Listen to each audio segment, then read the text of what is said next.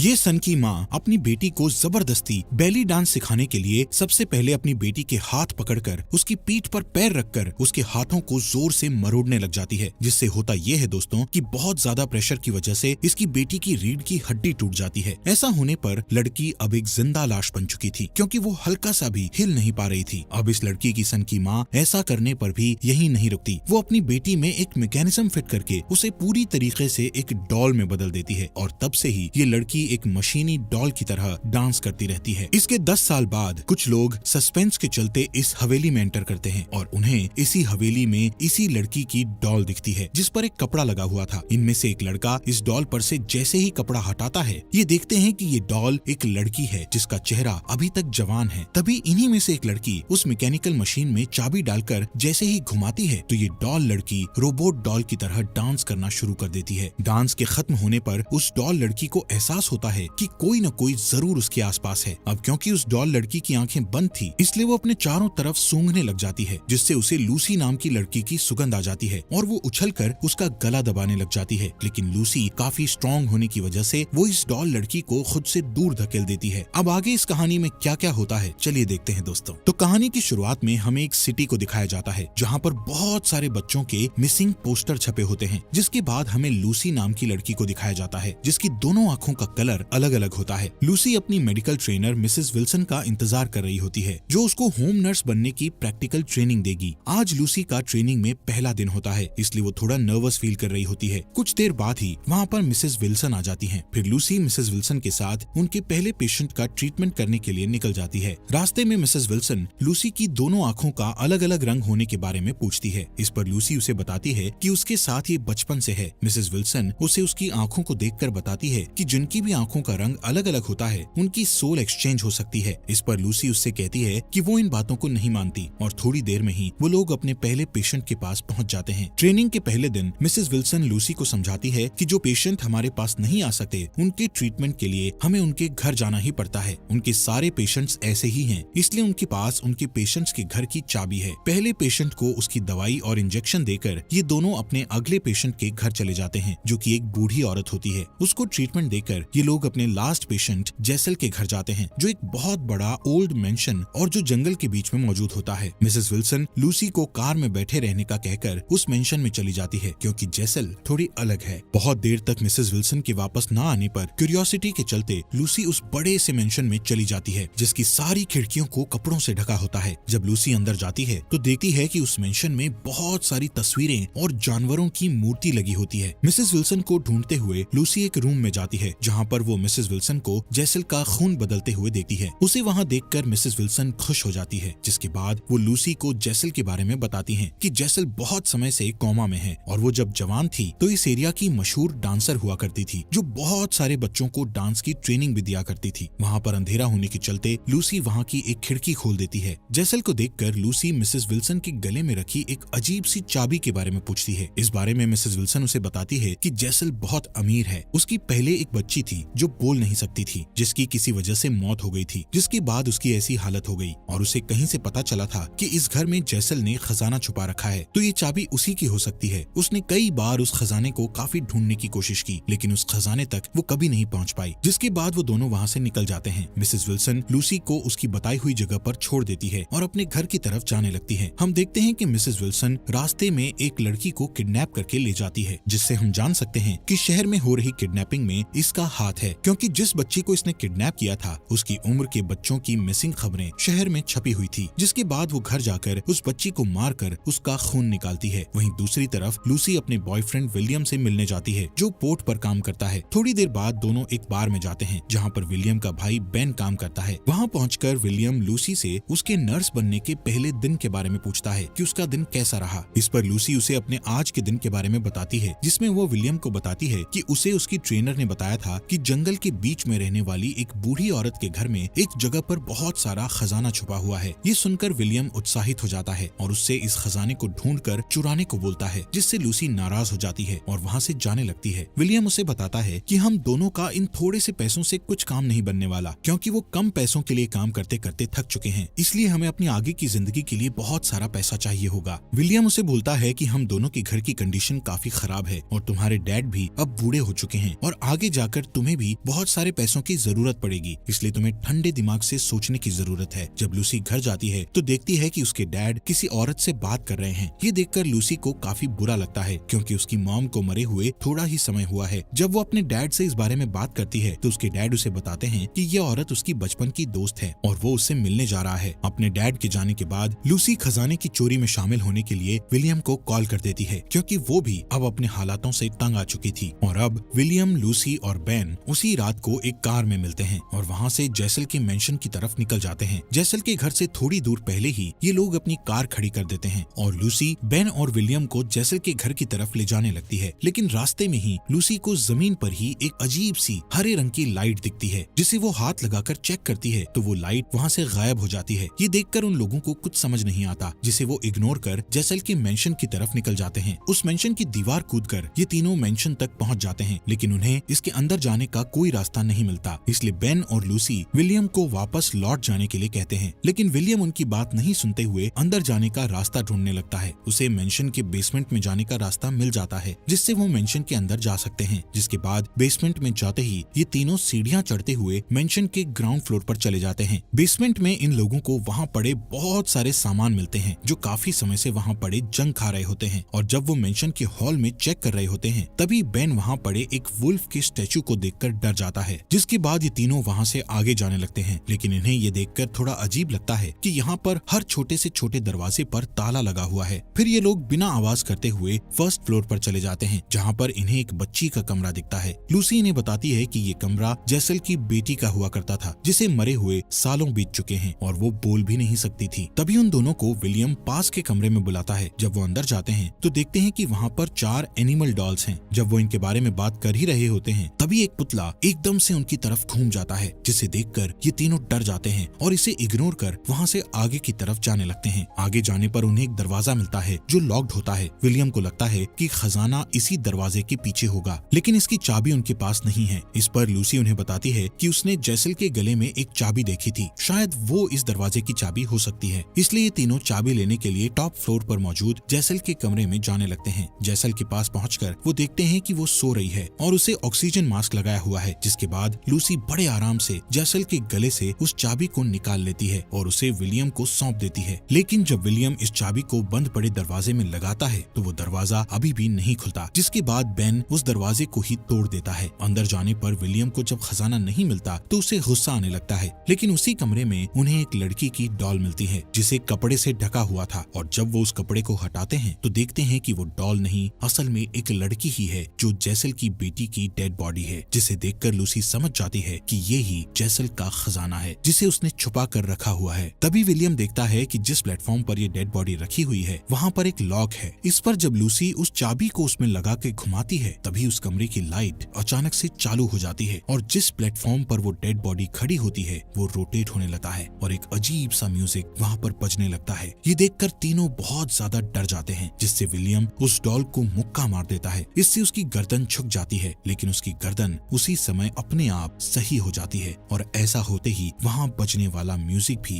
बंद हो जाता है और उस लड़की का भी घूमना बंद हो जाता है। तभी उस मेंशन में किसी के जोर जोर से चिल्लाने की आवाजें आने लगती है। ये देखकर तीनों वहाँ से भागने लगते हैं और बेसमेंट तक पहुँच जाते हैं। लेकिन वहाँ पहुँचकर ये लोग देखते हैं कि जिस बेसमेंट की खिड़की से ये लोग आए थे, उस खिड़की में अब लोहे की जाली लगी होती है, जो उनके आने पर नहीं थी। और अब उनके यहाँ से बाहर जाने का कोई भी रास्ता नहीं होता, क्योंकि यहाँ के सारे गेट और खिड़कियाँ पहले से ही लॉक्ड थे, जिनकी चाबी मिसेस विल्सन के पास है। तभी लूसी को ख्याल आता है कि वो सुबह जब मिसेस विल्सन के साथ यहाँ पर आई थी, तो उसने जैसल के कमरे की एक खिड़की खोली थी, जिसे किसी ने बंद नहीं किया था, और वो खिड़की ही उनके यहाँ से बाहर निकलने का रास्ता है। क्योंकि लूसी के मुताबिक जैसल कोमा में है, जिससे उसका उस पर ध्यान नहीं जाएगा, इसलिए ये लोग जैसल के कमरे में पहुंच जाते हैं। लेकिन वो ये देखकर शॉक हो जाते हैं कि जैसल अपने बेड पर नहीं थी और उसके बेड पर खून ही खून पड़ा हुआ था। लेकिन विलियम और लूसी उस खिड़की की तरफ जाते हैं जिसे लूसी ने खोला था, लेकिन अब तो उस पर भी किसी ने लॉक लगा दिया था, इसलिए वो उसके ताले को तोड़ने लगते हैं। वहीं दूसरी तरफ बेन जैसल के ही कमरे में लगे मिरर को देखने लगता है, और जब वो उस मिरर को गौर से देख रहा होता है तो वो अपने पीछे जैसल को पाता है। विलियम खिड़की के ताले को तोड़ देता है और जब वो बेन को बुलाता है तो वो नहीं आता। जब वो उसे देखने जाते हैं तो बेन वहाँ पर नहीं होता, इसलिए वो उसे ढूंढने लगते हैं। वहीं अब बेन खुद को एक कमरे में पाता है जहाँ पर बहुत सारे ऑपरेशन इक्विपमेंट रखे होते हैं। जब वो वहाँ से बाहर जाने का दरवाजा ढूंढता है तो घबरा जाता है क्योंकि उस कमरे में कोई भी गेट नहीं होता और फिर उसे छोटी बच्ची के खेलने की आवाज आती है जिससे वो और ज्यादा परेशान हो जाता है। और तभी वहाँ पर 3 लड़कियाँ डांस करते हुए आती हैं जो बेन के गले में चाकू मारकर उसे मार डालती हैं, जिसे देखकर हम ये अंदाजा लगा सकते हैं कि ये वही लड़कियाँ होंगी जिन्हें जेसल डांस सिखाया करती थी। उधर विलियम और लूसी बेन को पूरे मेंशन में ढूंढ रहे होते हैं। लूसी को एक नोट मिलता है जिसे पढ़कर उसे मालूम पड़ जाता है कि जेसल की बेटी का नाम एना है। और जब वो बेन को ढूंढते हुए कमरे में जाती है जहाँ पर बहुत सारी डॉल्स एक डाइनिंग टेबल पर बैठी होती हैं, लूसी वहाँ पर जैसे ही जाती है वैसे ही वहाँ मौजूद डॉल्स का फेस बड़ी तेजी से लूसी की तरफ हो जाता है और वहीं एक कुर्सी पर जेसल भी बैठी होती है जो लूसी को कंट्रोल कर अपने सामने बैठाकर उसके दोनों हाथों को पकड़ लेती है। और फिर जेसल उसे अपनी पास्ट लाइफ दिखाती है जहाँ पर जेसल अपने मेंशन में कुछ लड़कियों को डांस सिखा रही होती है, जिसमें से एक लड़की को जेसल डांस सही से न कर पाने के कारण भगा देती है। फिर वो लड़की जब अपने कपड़े बदल रही होती है तभी एना उसे कहीं ले जाने लगती है। थोड़ी देर बाद जेसल को उसी लड़की की जोरदार चीख सुनाई देती है, इसलिए वो अपनी बाकी की छात्राओं को घर जाने का बोलकर एना के पास जाती है जहाँ पर एना उस लड़की को मार के उसका खून पी रही होती है। ये देखकर जेसल उसे डांटती है कि जिसे हम नहीं जानते हम सिर्फ उसका ही खून पीते हैं। अपनी माँ से नाराज होकर एना वहाँ से मेंशन के बाहर सनलाइट में जाकर अपने आप ही लेविटेट होने लगती है जिससे उसकी त्वचा जलने लगती है और उसे ऐसा करते जेसल भी देख रही होती है। जेसल एना को गलती करने पर ये सजा दे रही है क्योंकि वो सिर्फ अनजाने लोगों का ही खून पी सकते हैं, जिससे हम ये समझ सकते हैं कि जेसल और एना वेम्पायर हैं और जिन 3 लड़कियों ने बेन को मारा था ये जेसल की ही छात्राएं हैं जिनका एना ने खून कर पिया था। ये लोग शहर से दूर जंगलों में छिप कर रहते हैं जो लोगों के लिए इंसान है लेकिन असल में वो हैवान है। इसके बाद लूसी प्रेजेंट में आ जाती है लेकिन अब उसके सामने जेसल नहीं होती। वहीं दूसरी तरफ जब विलियम यहाँ से बाहर निकलने के लिए एक ताला तोड़ रहा होता है तभी उसके सामने मुंह पर एक कपड़ा ढका हुआ बेन आता है जो पूरा खून से लथपथ है। जब विलियम उस पर से कपड़ा हटाता है तभी बेन उस पर हमला कर देता है और फिर उन दोनों में घमासान लड़ाई चलने लगती है। उनके लड़ने की आवाज लूसी भी सुन लेती है लेकिन वो कुछ नहीं कर सकती थी क्योंकि जिस कमरे में वो मौजूद है उसका गेट लॉक था। अपनी जान बचाने के लिए विलियम अपने भाई बेन को जो पहले ही मरा हुआ था उसे एक पास में ही पड़ी कैंची से उसके गले पर वार कर उसे मार डालता है और खुद को बचा लेता है। तभी वहाँ पर जेसल आकर उस पर हमला कर और उसका खून पीकर विलियम को मार डालती है, जिसके बाद लूसी वहाँ से भागते हुए एना तक पहुँच जाती है जिसकी नाक से खून बह रहा होता है, जिससे हमें पता चलता है कि एना अभी भी जिंदा है। और जब लूसी उस खून को साफ करती है तो एना उसे आगे की कहानी बताती है जिसमें जेसल एना को सनलाइट से लाने के बाद जबरदस्ती डांस की प्रैक्टिस करवाने लगती है। दरअसल एना इस मेंशन से और अपनी माँ से भागकर बहुत दूर जाना चाहती है क्योंकि जेसल उसे हमेशा अपने पास इसी मेंशन में रखना चाहती है, लेकिन एना को बाहर की दुनिया देखनी है। और डांस करते हुए जब जेसल एना को स्ट्रेचिंग करवा रही होती है तो उसमें एना की बैकबोन टूट जाती है जिससे एना अब चल फिर नहीं सकती है। और अब जब लूसी एना से पूछती है कि क्या तुम जिंदा हो तो एना उसी प्लेटफॉर्म पर घूमकर उसे अपना जवाब दे देती है। पर तभी एना लूसी का गला पकड़कर उस पर हमला कर देती है। खुद को बचाने के लिए लूसी एना को एक मुक्का मार के गिरा देती है और तभी वहाँ पर मिसेस विल्सन आ जाती हैं जो लूसी को बेहोश कर देती है। और जब लूसी की आंख खुलती है तो वो खुद को एक स्ट्रेचर पर पाती है जिसके पास में मिसेस विल्सन मौजूद होती हैं। ये वही कमरा है जहाँ पर कुछ लड़कियों ने बेन को मारा था। फिर मिसेस विल्सन उसे बताती हैं कि वो जब छोटी थी तो वो भी जेसल के पास डांस सीखने जाया करती थी और जब जेसल ने एना की गलती से बैकबोन तोड़ दी थी तब उसे उसने ऐसा करते हुए देख लिया था। फिर जेसल ने एना की बैकबोन को उसके सामने जोड़ा भी था और तभी से वो जेसल के साथ है और उसका ध्यान और उसके लिए खून का इंतजाम